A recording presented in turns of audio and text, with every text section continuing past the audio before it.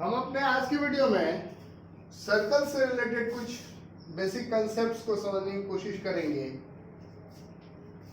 हमारे पास तीन non collinear points हैं, तीन नॉन कोलिनियर पॉइंट्स, और हमें एक सर्कल ड्रॉ करना है जो इन तीनों पॉइंट्स से होकर के गुजरे। इस काम को हम कैसे करेंगे, आइए ये देखते हैं। सबसे पहले तो इन तीनों साइड्स को, इन तीनों पॉइंट्स को हम ज्वाइन कर लेंगे। एक ट्रायंगल फॉर्म होगा, उस ट्रायंगल के साइड बाइसेक्टर्स को ड्रॉ करेंगे और वो साइड बाइसेक्टर्स का जो पॉइंट ऑफ कॉन्ग्रुएंस होगा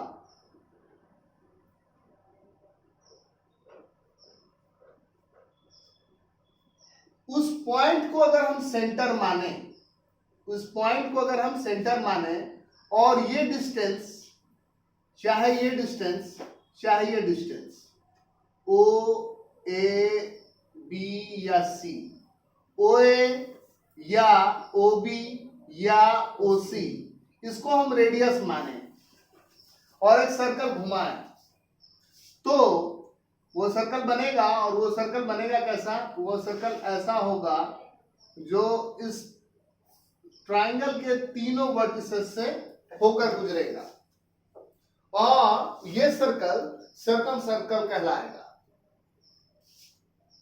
ये जो पॉइंट था ओ, वो सर्कम सेंटर कहलाएगा और ये जो डिस्टेंस है वो सर्कम रेडियस कहलाएगा। तो यहां पर ये डिस्कशन करने का हमारा मतलब क्या था? हम आपको एक स्टेटमेंट कहना चाह रहे थे, only one circle passes through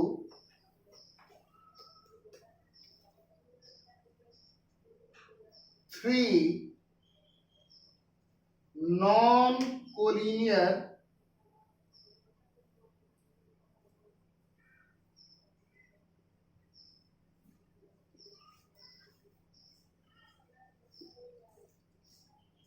points। तो ये कंसेप्ट है। कंसेप्ट नंबर 2, चूड़ी जिसको कि बैंगल कहते हैं। सपोज कर लीजिए कि एक बैंगल से एक सर्कल बना दिया गया और कहा गया कि इस सर्कल का सेंटर कहां होगा वो डिसाइड करो। तो कैसे निकालेंगे? तो जो कंसेप्ट यहां था वही सेम कंसेप्ट यहां यूज करेंगे। इस सर्कल के सर्कमफेरेंस पे 3 पॉइंट ले लेंगे, कहीं भी उसको ज्वाइन कर देंगे। जो ट्रायंगल बनेगा उसके साइड्स का बाइसेक्टर ड्रॉ करेंगे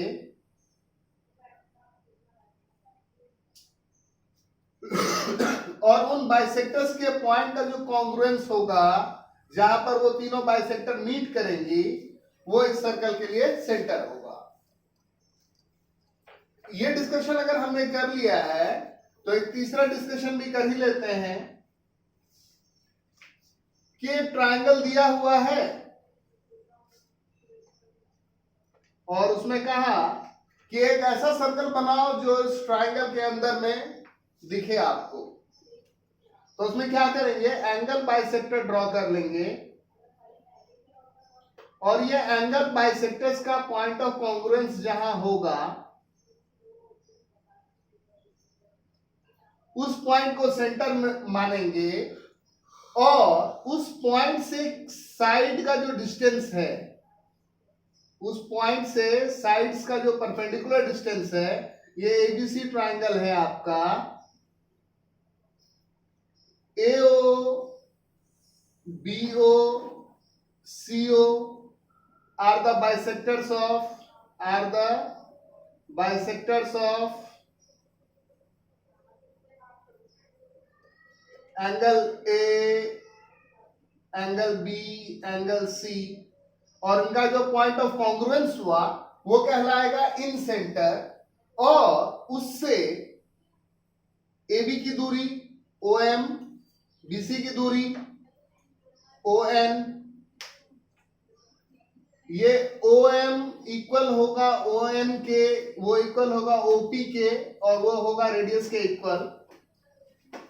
ये जो पॉइंट ओ है वो कहलाएगा इन सेंटर, और ये डिस्टेंस कहलाएगा इन रेडियस। और अब जो सर्कल बनेगा वो इसके तीनों साइड्स को इंटरनली टच करेगा। तो ये एक कंसेप्ट है। अब कुछ और कंसेप्ट्स को हम देखते हैं। सर्कल का सरकमफेरेंस क्या होता है ये आपको पता है। आपको बेसिक सर्कल का बहुत सारा नोशन आपके पास ऑलरेडी है, क्योंकि आपको क्लास 9th में है, 6, 7 से पढ़ते चले आ रहे हैं। तो मैं बहुत ज्यादा डिटेल में नहीं जाऊंगा। मुझे ये मैं मानकर चल रहा हूं कि आप लोगों का थोड़ी बहुत नॉलेज है। उसी कंटेक्स्ट को आगे बढ़ाते हैं। तो सबसे पहला कि एक सर्कल है, उसके सरकमफेरेंस के दो पॉइंट को मिलाने वाला लाइन, ये क्या कहलाता है? कॉर्ड। तो एक सर्कल में सेम लेंथ के कई सारे कॉर्ड हो सकते हैं। एक सर्कल में सेम लेंथ के कई सारे कॉर्ड हो सकते हैं, यह पॉसिबल है। और अगर कई सारे कॉर्ड हो सकते हैं तो सेंटर से उन सारे इक्वल लेंथ वाले कॉर्ड का डिस्टेंस सेम होगा। यानी ये इतनी सारी बातों को अगर समराइज करके लिखूं तो मैं लिखूंगा equal chords of a circle are equidistant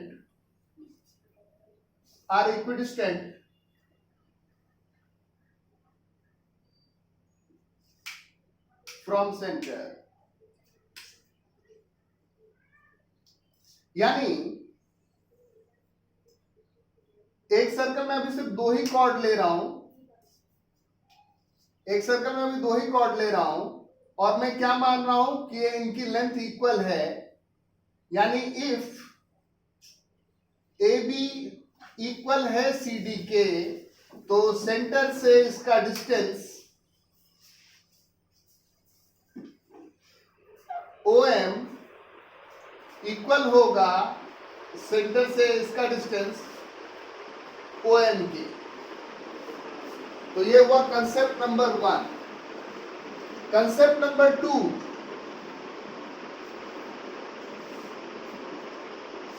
इसी चीज को हिंदी में क्या लिखेंगे? समान जीवाएं समदूरस्थ होती हैं।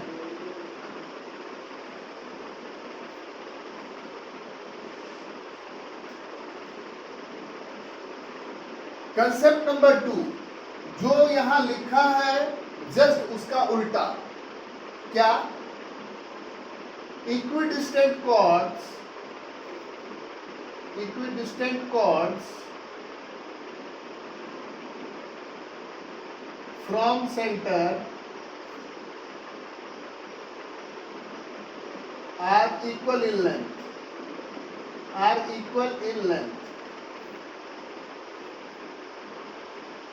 कहने का क्या मतलब है कि केंद्र से समान दूरी पर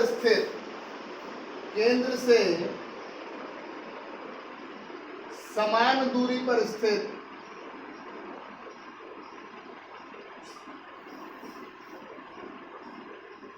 जीवाओं की लंबाई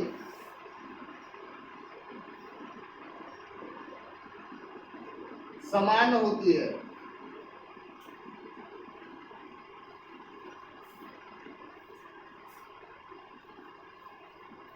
यानी दो कॉर्ड्स हैं,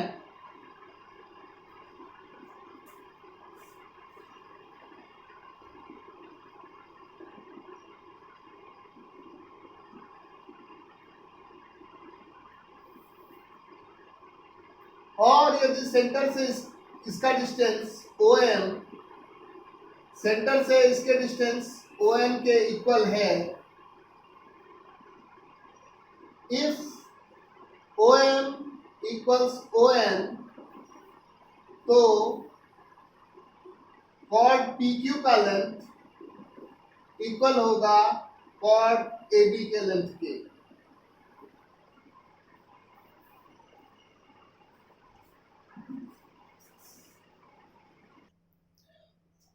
हमारा क्वेश्चन थर्ड इंट्रोडक्शन क्या है, थर्ड पॉइंट क्या है, equal cord subtend equal angles at the centre. कहने का क्या मतलब है कि अगर दो कॉर्ड हैं, दो जीवाएं हैं जिनकी लंबाइयां सेम है, यानी इफ AB इक्वल है CD के, तो कॉर्ड AB सेंटर पे कौन सा एंगल बना रहा है, एंगल AOB, और कॉर्ड CD सेंटर पे कौन सा एंगल बना रहा है, एंगल COD। तो अगर कॉर्ड्स का लेंथ सेम होगा तो उन कॉर्ड्स द्वारा सेंटर पे बनाए गए एंगल सेम होंगे। अब यहां पर जो स्टेटमेंट है, यहां पर जो थ्योरम है, ठीक उसका अगर उल्टा देखें, यहां पर क्या है कि कॉर्ड अगर सेम लेंथ के होंगे तो एंगल इक्वल होगा, उसका अपोजिट, यानी अगर एंगल्स इक्वल हैं सेंटर पे तो कॉर्ड्स का लेंथ भी सेम होगा। वही चीज यहां कहा जा रहा है, chords subtending equal angles at the centre are equal, कि दो कॉर्ड हैं जो सेंटर पे सेम एंगल बना रहे हैं, सेम मेजरमेंट का एंगल बना रहे हैं, तो उनकी लंबाइयां भी सेम होंगी। कहने का क्या मतलब है, यहां पर क्या कंसेप्ट था कि अगर AB CD के इक्वल है तो ये एंगल्स इक्वल होंगे, और यहां पर क्या है कि इफ एंगल AOB इक्वल है एंगल POQ के, तो कॉर्ड AB इक्वल होगा कॉर्ड PQ के। पांचवा थ्योरम कहता है perpendicular from centre bisects the chord, कि अगर केंद्र से आप किसी जीवा पे लंब डाल रहे हैं तो वह जीवा को दो टुकड़ों में, दो इक्वल टुकड़ों में बांट रहा है। यानी if OM is perpendicular to AB, OM लंब है AB पर, तो वो क्या करेगा, वो इस जीवा को दो भागों में बांटेगा, यानी AM इक्वल होगा BM के, और ये दोनों आधे होंगे AB के। यानी ये AB अगर 10 सेंटीमीटर का है तो ये AM 5 का होगा, ये BM 5 cm का होगा, प्रोवाइडेड ये OM लंब हो, यानी एंगल OMB 90 हो और एंगल OMA 90 हो। फिर क्या है, angles in the same segment are equal, एक ही वृत्तखंड में बने हुए कोण समान होते हैं। इसको मैं एक बार फिर से रिड्रॉ कर रहा हूं यहां पर, कि एक कॉर्ड लीजिए, सर्कमफेरेंस पे पॉइंट लीजिए, कोई सा भी पॉइंट ले लीजिए, कहीं भी ले लीजिए, लेकिन सेम साइड में लीजिए, और इसको ज्वाइन कर दीजिए दोनों कॉर्ड से।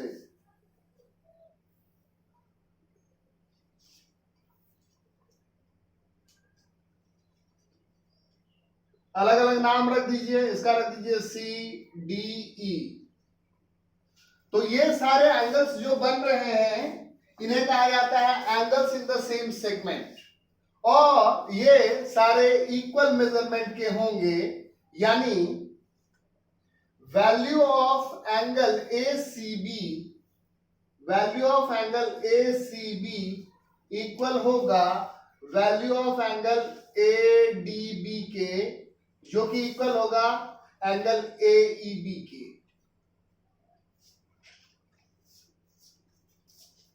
आगे देखते हैं, और तो आइए थ्योरम 7 को देखते हैं। बहुत ही मजेदार थ्योरम है। इसमें क्या कह रहा है, कह रहा है कि एक सर्कल है, उसमें सर्कमफेरेंस का एक छोटा सा पीस, उसको हम कहते हैं आर्क। आर्क को हिंदी में कहते हैं चाप। अब ये वाला जो आर्क है, ये आपने क्या लिया है, छोटा टुकड़ा, तो ये कहलाएगा माइनर आर्क। और अगर इसी चीज को हम ऐसे करके देखें तो ये वाला बड़ा पोर्शन जो है ये कहलाएगा मेजर आर्क। Major arc. तो आप आर्क क्या होता है ये समझ गए। कहीं पर अगर लेंथ ऑफ आर्क पूछ दिया कि भाई लेंथ ऑफ आर्क निकालने का क्या फॉर्मूला होगा, तो वो फॉर्मूला भी आप समझ लीजिए, वो होता है θ/360 2 पाई आर। आपको पता है सर्कल का सरकमफेरेंस का फॉर्मूला क्या होता है। सरकमफेरेंस इक्वल्स होता है, सरकमफेरेंस को हिंदी में कहते हैं परिधि, और सरकमफेरेंस का फॉर्मूला होता है 2 पाई आर। तो जब हम आर्क के कंटेक्स्ट में बात कर रहे हैं, जब हम आर्क के कंटेक्स्ट में बात कर रहे हैं, तो क्या हो रहा है, हर आर्क सेंटर पर कोई एंगल बनाएगा, उस एंगल को मान लीजिए थीटा, और टोटल एंगल जो बन रहा है वो 360। तो उसी रेशियो में हम निकालेंगे। तो लेंथ ऑफ आर्क यानी चाप की लंबाई, इसका सूत्र क्या है, θ/360 2 पाई आर। एनीवे, अभी हमारा ये कंसर्न नहीं है। हमारा क्या कंसर्न है, हम क्या डिस्कस करना चाह रहे हैं कि ये आर्क सेंटर पर एक एंगल बनाया थीटा, और इसी आर्क से अगर सरकमफेरेंस पर एक एंगल बन जाए तो सरकमफेरेंस में बने हुए एंगल का डबल होगा ये एंगल। यानी कहने का मतलब है कि अगर ये आर्क है AB से हम यहां सेंटर पे एंगल देख रहे हैं O, और सरकमफेरेंस पे एंगल मान लीजिए C, तो एंगल ACB का डबल होगा एंगल AOB। यानी अगर एंगल ACB 30 डिग्री है यहां पर, तो AOB की वैल्यू 60 डिग्री होगी। उसी तरीके से अगर ये 15 डिग्री है तो ये 30 डिग्री होगा, और ये अगर 90 डिग्री है, AOB 90 है, तो ये उसका हाफ होगा, यानी ये 45 डिग्री होगा।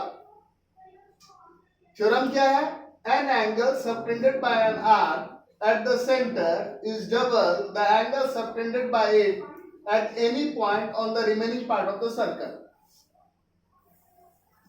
Theorem 8, angle on the semicircle is 90 degree. अर्धवृत्त का कोण समकोण होता है।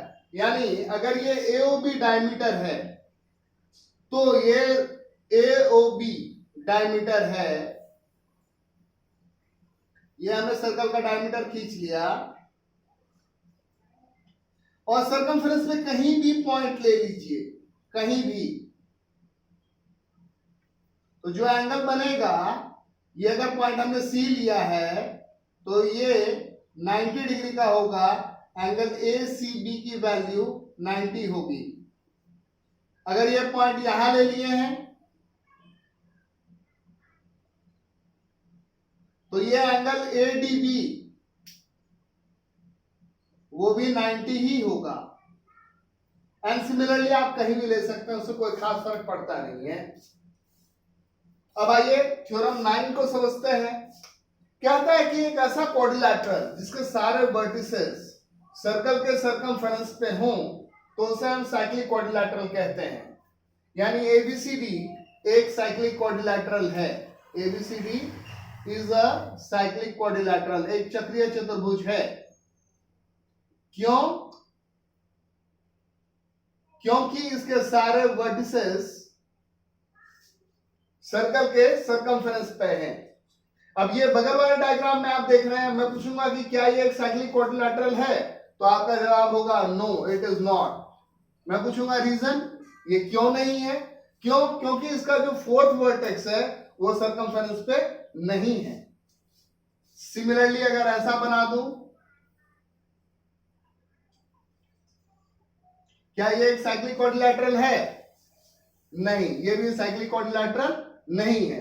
क्यों? क्योंकि अभी भी फोर्थ वर्टेक्स सरकमफेरेंस पे नहीं है।